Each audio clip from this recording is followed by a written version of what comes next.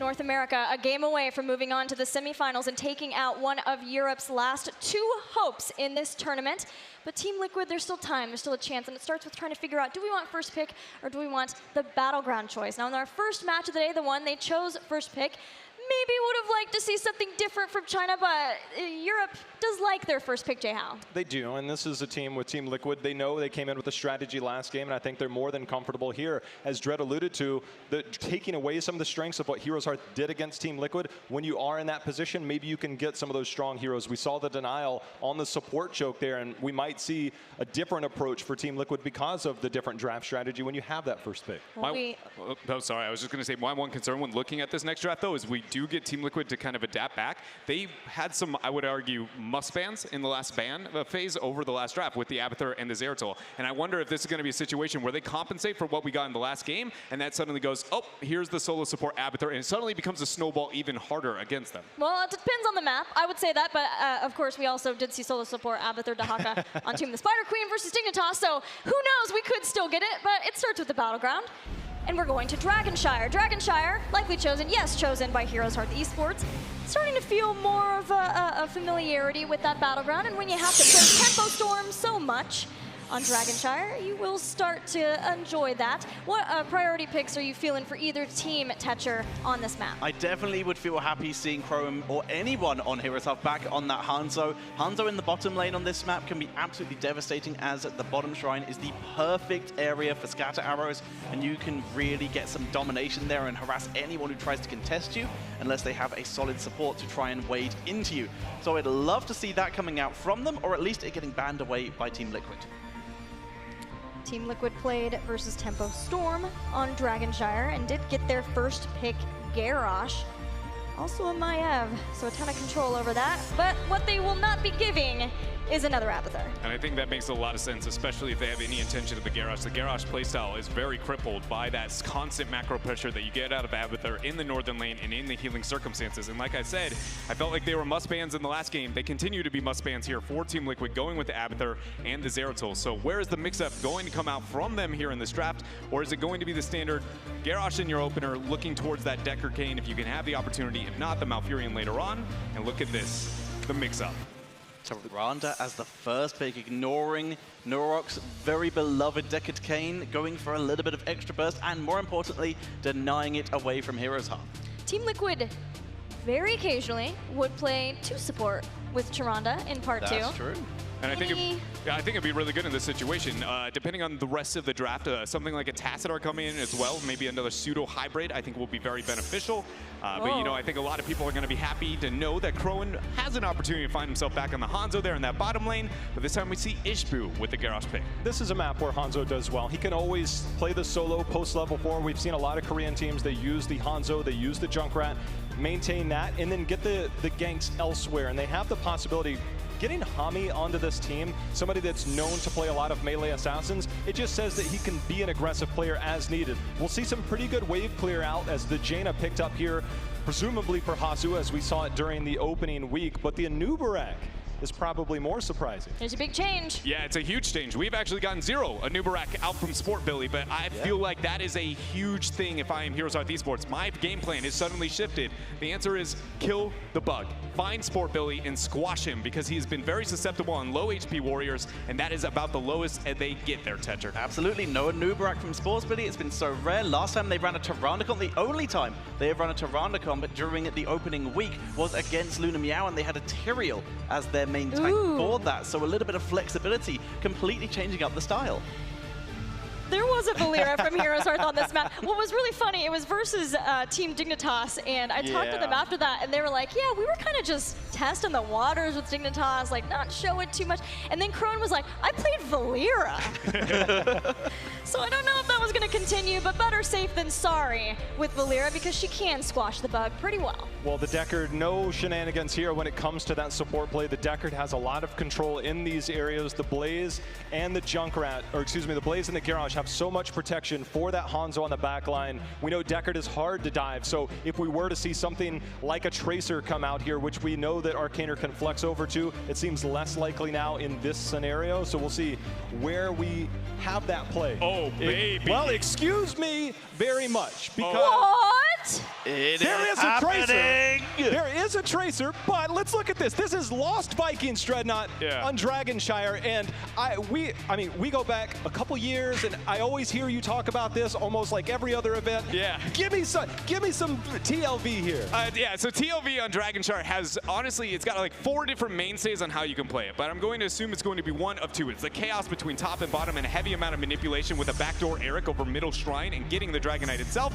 or my favorite version, which we may actually see unfold here, and it is the proxy TLV. You've got yourself, Balog on the back line. He's getting that clear. You got the big old Olaf up in the front, taking out the minions, and Eric's on the back, just constantly going, this is my shrine. You can't deal with this. The minion waves are always moving in. You get the clear before it even makes it to your opponent's fort. You just hang out on the death bridge and constantly just out-macro your opponents. No matter what is played here, Hasso, I'm excited. I feel like it's going to put on the clinic. But I will say, with all my excitement, I still have a big, is this really the strategy that is going to take down NA? Well, I'll tell you what, we talked to Genji, and Genji said, of all the teams in their group they were most scared of, it was Team Liquid. And it's because of this right here. You never know when Team Liquid decides to draft Team Liquid things. And one of those things is the Lost Vikings Hasso for Forever Tetcher. Let's count the Viking hunters here. Hanzo can maybe ping someone. If you have a look at Phoenix, he can maybe chase someone down, but they still actually have to micro effectively and not get interrupted by anyone and not overextend chasing down those Vikings. There should be so much freedom here for the Vikings. Well, I can't wait to hear what you guys have to say about the Lost Vikings. I can't wait to see the Lost Vikings action and if they can take us to Game 3. Well, Dreadnought, when all chips are on the table, it's time you bust out that one thing that you know that you always have in your back pocket, and that is the Lost Vikings. Hasso Ops, he said, I'm not going down at my first BlizzCon without playing the hero I'm known for. And being the guy who is a RTS master, an ex-RTS pro, I think it's only fitting that he found a way to play an RTS within the MOBA genre at the BlizzCon stage here with the Lost Vikings. But as I said, there is a lot of different ways to make that happen. And there's a lot I want to add about the draft and the intricacies of how I think HeroesHearth, actually, that Phoenix pick is very, very value as things move on. But first here, we got to get the introductions. In the blue, we have Hanzo, played by Crowan. BBJ is going to be on the Deckard Cain. We've got McIntyre firing it up on Blaze. Ishbu playing that Garrosh and Homicidal on Phoenix. Give it up for HeroesHearth Esports. On the right side, we have Team Liquid, and that's going to be Sport Billy on the front line on Anubarak. Eternal will be on the Vikings. This is an interesting mix-up, as it's going to be Arcaner on the Tracer, Nurok on Tyrande, and Hasso Ops will be on the Jaina. So as much hype as we gave the man, the myth, the legend, it is a mix-up, but nonetheless, this is Team Liquid. All right, so one thing that I want to bring up here, when playing against Vikings, one of the biggest things you need to make happen on any battleground, but especially that of Dragonshire, when macro is so very important, is you need independent wave clear in every single lane. And that is where the Phoenix is able to make up for that. Hold up, though. Ishbu, maybe with a bold transition there. Arcaner kind of being the mosquito he will be throughout this game. But let's bring it back to the draft. Hanzo, post 4, explosive arrows, he's got the clear. Blaze, very comfortable in that avenue as well. And then that Phoenix, very good to have another backliner for that clear. So they can go triple solo lanes, and that is where Vikings get heavily crippled, is Hami with a great path there. You gotta love it. Just a shade of fog is all you need. I also want to double down on that. I mean, you have the wave clear with the Phoenix, but one thing that Phoenix does against a Tracer is when you get the pulse bomb on you, if you time your warp correctly, that pulse bomb just detonates on nothing. It's a straight iframe. Just no damage, no problem. So there are several reasons behind that. We'll see how it unfolds, because this is a very unique draft. When you have numbers advantage, you can maybe make some plays, but Ishbu eating a lot of damage, including the pulse bomb. However, they will get the first kill onto the Anubarak, and HeroesHearth has executed and taken away this siege camp away from Team Liquid. Really good job there from Ishbu, getting a lot of damage coming out to him early on, able to eat the whole pulse bomb at a healthy percentage to make sure that the armor adds up, he can keep himself alive. And then, as I said in the draft, the second that Anubarak comes out, what is the game plan for HeroesHearth? It is squash the bug. That is something I think we will see throughout this game. And already seeing HeroesHearth capitalize on that, I'm going, Eternal, you've got to justify this Lost Vikings pick quick. Well, it's going to be difficult, but the stuns come in. Ishbu continue to take damage, but that is a very tanky Garrosh. When you see the Anubarak, everywhere you see it Dreadnought, it's primarily with the Urel if you look at the Korean region, but beyond that, it's normally the Blaze for the very reason because he can get popped very quickly. We'll see how exactly he holds up as Ishbu holding position. Arcaner coming in, the stun, the Pulse Bomb, and that's going to be a kill there for Team Liquid. In a really good position for one of those Vikings to be able to make the transition up and pick that up. We already see Homicidal waiting on the side, though. He will be able to get that clear. Blaze dealing with that Eric on the top lane, and a kill on the bottom half in the process. Team Liquid now winning on all fronts. Look, Dread, they've got firepower galore. When you talk about the Jaina and the Tracer, Arcaner on that Tracer is terrifying, showing that he is one of the best. When we talked to him previously going into BlizzCon, he said, I want to be the best. I've worked so hard at this. He has convinced me that he is one of the best. Some of his play throughout opening week has been stellar. He's going to continue to try and make plays here. He's also going to grab first DK of the game here for Team Liquid. And Team Liquid, the more they're able to open up this map, the better, as HeroesHearth has been able to find that macro control with that triple wave clear and those solo lanes like I was talking about before. And if that doesn't happen and structural integrity goes in favor of Team Liquid, they could be in a position where the playground for that Jaina and the Tracer, Arcaner there, suddenly gets a lot bigger. And that is when she is a thriving hero. Suddenly the kill potential becomes, it's not even close really. The only hero that can keep up with that is going to be an Illidan here. So Liquid, as they focus down the front walls, find themselves with a big tone setter, but by no means is this too far out of the range considering the comp of HeroesHearth. Well, HeroesHearth will defend for now, but they do find themselves down in terms of experience. They're doing their best to hold those lanes. You can just watch your mini-map and watch that Blaze move up and down, trying to get that double lane soak while the rest of the team trying to keep up and deal with the Dragon Knight. But Team Liquid, with that first DK, the first few kills after that initial loss of the Invade, seems to be saying, hey, this is a real strat. Good luck dealing with it. And HeroesHearth, they've got a lot to do to adapt along the way. And I think one of the starting points for that adaptation is going to be in Mercenaries. Not only in the Invade, but mainly when it comes to the priority of them and which ones we see stacked versus not stacked from HeroesHearth Esports. And the downtime, Liquid looking over towards their Night Camp Mercenaries, and they're going to find it for themselves. Blaze dealing with that with both Vikings sieging up. That's actually a very good, difficult position for him. So HeroesHearth, though they have the double stack on bottom, I still feel like they're the ones who have to figure out a solution over this Mercenary rotation. And personally, I actually think it's rotating top. Sitting on bottom like normal is going to set them back quite a bit here. Well, you can actually see the prioritization. The Jaina fits so well because she has the wave clear. Arcaner even using that Pulse Bomb on the other Siege Giant to clear that out. That's where a lot of the damage comes in. But the Night Camp still healthy here as HeroesHearth pushing in this bottom lane, trying to get some of this experience back. And it looks like Dread, they're going to take the first fort of the game. They're going to take the first fort of the game, but they are sacrificing the experience on top. That Night Camp with the double Vikings is very likely going to pick up the fort eventually. Dread, they are going in. Yeah, the answer is that why do you see HeroesHearth doing this? Is because they realize if they keep dancing, they're never going to keep up. So if we just 5-man bottom and all in, we can make up for that into the earlier stages. Yes, this is good for now, but eventually they still have to answer and find a way to get themselves a reasonable and realistic engagement. Yeah, you make a good point because once you push in once, the next time, I mean, you're literally walking into a keep, maybe more, and right now the structures fall. HeroesHearth Dread with that Knight still alive, providing that spell armor, it now moves into keep range. Arcaner trying to track down the slow. The stun coming in for Hasu, continuing to track down, just misses that bolt there, and now HeroesHearth, they got the entire fort, they got the keep wall, but as you mentioned, they gave up that top lane. The Vikings, though, face a similar situation. And as the game moves on, those Vikings will be able to backdoor a lot of the shrines and threaten that Dragon Knight more and more frequently. And Jay, how I feel like there's already a moment we can look to in the future that if HeroesHearth struggles in, it may be a very bad circumstance for them. And that is over the next stacking of Mercenaries on bottom. This Dragon Knight should go over to Liquid. Liquid should have a big power spike over the next couple of minutes. But then when HeroesHearth suddenly does the exact same thing that we just saw in the next rotation, if they fail to be able to pick up that bottom keep, suddenly this game goes Liquid's favor from beginning to end, and it's all thanks to that clever Vikings pick at the back end and the control it's given them over Shrine. Well, remember, one of those Vikings is in the DK, and 10 right around the corner for HeroesHearth can look to take a team fight, see if they might try and pull that here. Heroics locked in.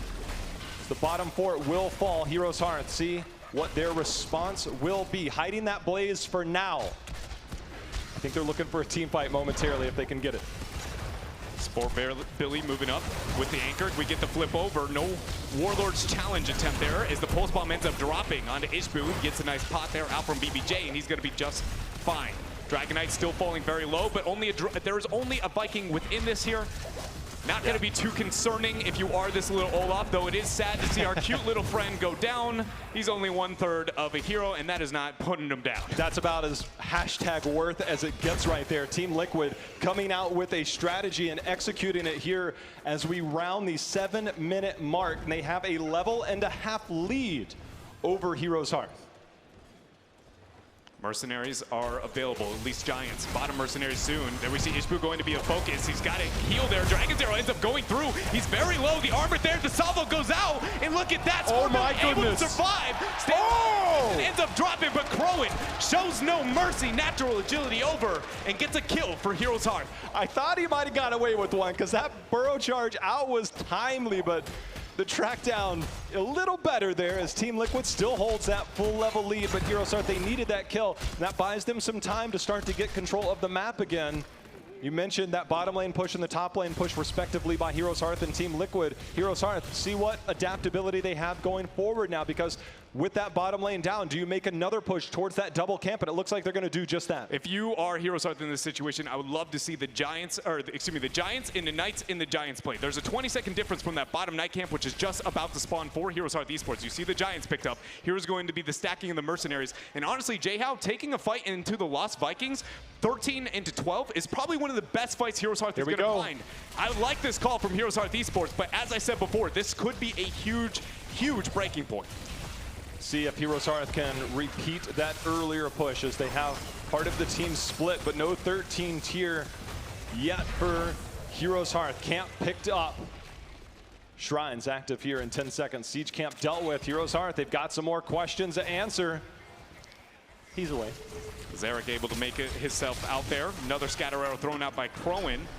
Giant camp picked up by Team Liquid, able to skirt away from that one as we already see Top Shrine in control of Team Liquid thanks to one of those going for it. Yeah, they have to. Again, this is how they have to play this battleground in the backdoor cap. They have to be able to get enough. As you said, the backdoor cap is going to be there. Dragon Knight will be picked up by Team Liquid here. Dread, they might go for more than keep here. Yeah, they might try and make that play. Right now, they willingly gave that up. This is going to be a 5-man push as the DK will respond on the other side. HeroesHearth moves forward to try and take down this keep early. Structure damage is in. Ishbu zoning out will land that. See if he can grab onto Arcaner. HeroesHearth, they're trying to push in as the return damage from Hasu comes down from the Blizzard. And the bunker has not been forced. That's the biggest sieging tool. This is going to be HeroesHearth. Go for it. They find the jet propulsion onto Jaina. Scroll of ceiling going to be thrown out. Here we go! Down. There's the bunker. Flamethrower. Salvo. Everything out there. And Jaina goes down. HeroesHearth now focused towards the core. That's going to be a race here as we see the keep, the core starting to fall. The keep on the other side. Dragon Knight DK starting to do work. HeroesHearth, they're trying to clinch this series. The Stay Wild Listen will buy space. The shields have fallen. HeroesHearth holding. Sport Billy goes in,